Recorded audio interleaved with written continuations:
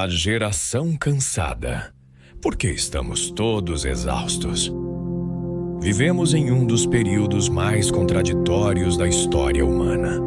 Nunca tivemos tanto acesso à informação, à tecnologia e a recursos que prometem facilitar a vida, e ainda assim, nunca houve tantos relatos de ansiedade, depressão e esgotamento emocional. Estudos da Organização Mundial da Saúde indicam que mais de 300 milhões de pessoas no mundo convivem com a depressão, e os transtornos de ansiedade afetam centenas de milhões de indivíduos, tornando-se uma das principais causas de incapacidade global. No Brasil, pesquisas recentes mostram um crescimento significativo dos afastamentos do trabalho por burnout e transtornos emocionais, especialmente entre jovens adultos. Esse cenário revela algo importante. O problema não está apenas nas circunstâncias externas, mas no desgaste interno. Há um cansaço que não se mede em exames, mas que pesa todos os dias. Pessoas que funcionam, produzem, entregam resultados, mas sentem a alma esgotada. É o vazio emocional de quem tem tudo, mas não consegue sentir descanso. É o peso silencioso de viver em um mundo que exige desempenho constante, mas oferece pouco acolhimento. A ansiedade se tornou quase uma linguagem comum. O medo do futuro, a pressão por sucesso, a comparação constante e a sensação de estar sempre aquém criaram uma geração emocionalmente sobrecarregada. As redes sociais, embora conectem, intensificam esse processo. Pesquisas em psicologia comportamental apontam que o uso excessivo de redes sociais está associado ao aumento de sentimentos de inadequação, solidão e tristeza, especialmente quando a vida real é comparada a versões editadas da realidade alheia.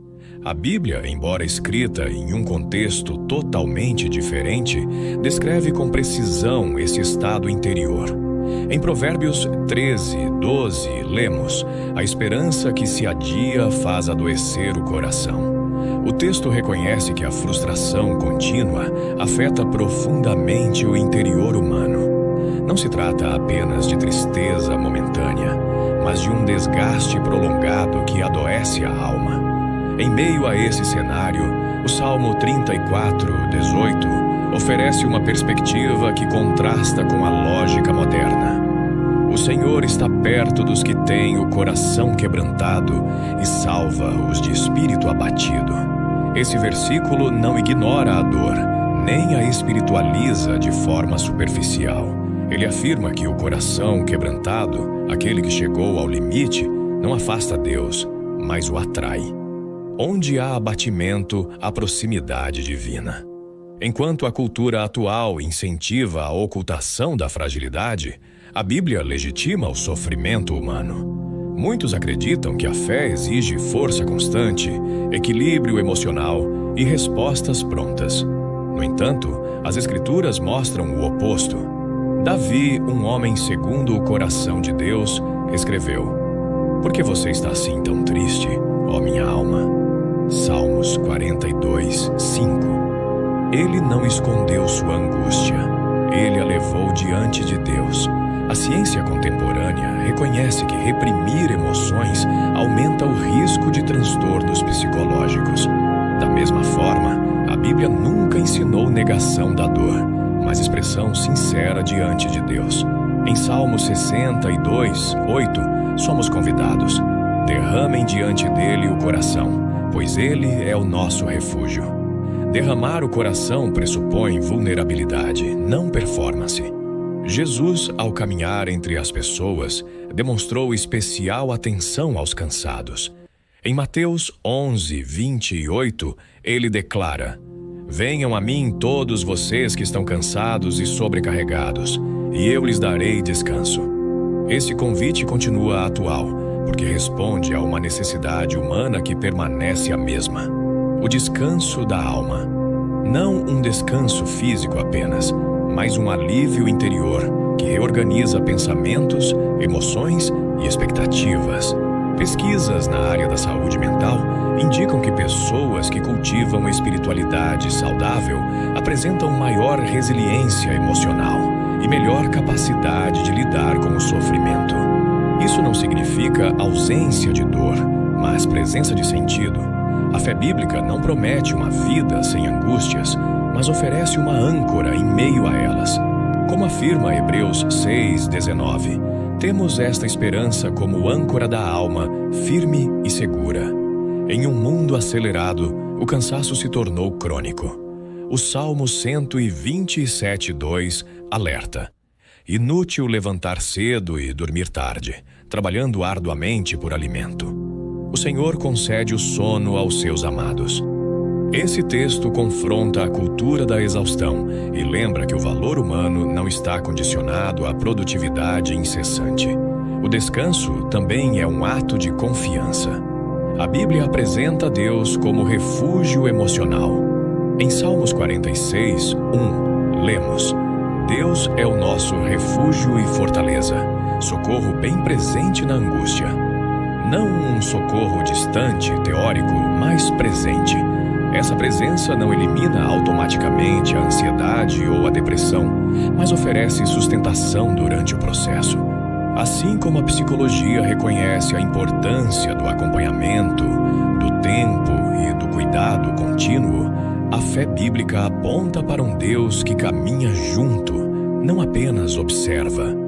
Personagens bíblicos enfrentaram estados que hoje seriam facilmente associados à depressão e ao burnout.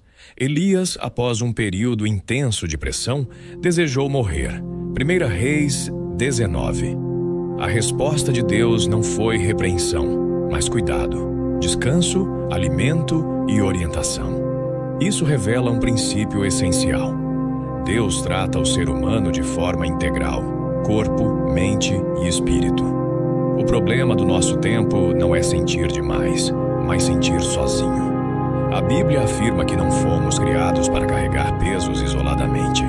Em Gálatas 6:2, somos orientados: levem os fardos pesados uns dos outros. A fé cristã não propõe isolamento espiritual, mas comunhão e cuidado mútuo.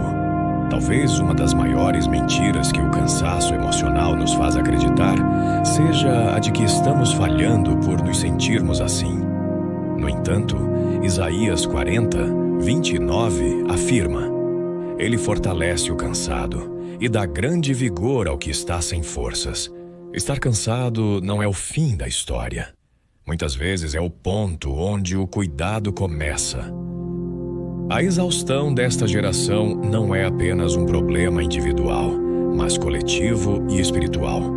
Tentamos responder ao cansaço com mais estímulos, mais distrações e mais produtividade, quando, na verdade, o que falta é espaço interior. Falta silêncio, falta pausa, falta reconexão com aquilo que dá sentido à existência. A Bíblia ensina que o ser humano não é sustentado apenas pelo que faz, mas pelo que recebe. Em Deuteronômio 8:3, lemos que o homem não vive só de pão, mas de toda palavra que procede da boca de Deus. Quando essa dimensão é negligenciada, o vazio se instala, mesmo em meio à abundância. A solução bíblica para a geração cansada não está em fórmulas rápidas, mas em um retorno ao essencial. Voltar-se para Deus não como último recurso, mas como fonte diária de sustento emocional e espiritual. Jesus não prometeu retirar todos os fardos da vida, mas prometeu caminhar conosco sob eles, oferecendo um jugo diferente, mais leve, mais humano, mais verdadeiro. Esse convite continua aberto para uma geração que desaprendeu a descansar sem culpa e a reconhecer seus próprios limites. Aprender a parar, a pedir ajuda e a reconhecer fragilidades não é sinal de fracasso, mas de maturidade. A fé bíblica não romantiza o sofrimento, mas oferece direção em meio a ele. Assim como a ciência aponta a importância do cuidado contínuo, do apoio emocional e do tempo, a palavra de Deus aponta para um processo de restauração que acontece passo a passo. Em Lamentações 3, 31 a 33, somos lembrados de que o Senhor não rejeita para sempre e que, mesmo permitindo a dor, Ele se compadece segundo a grandeza do seu amor.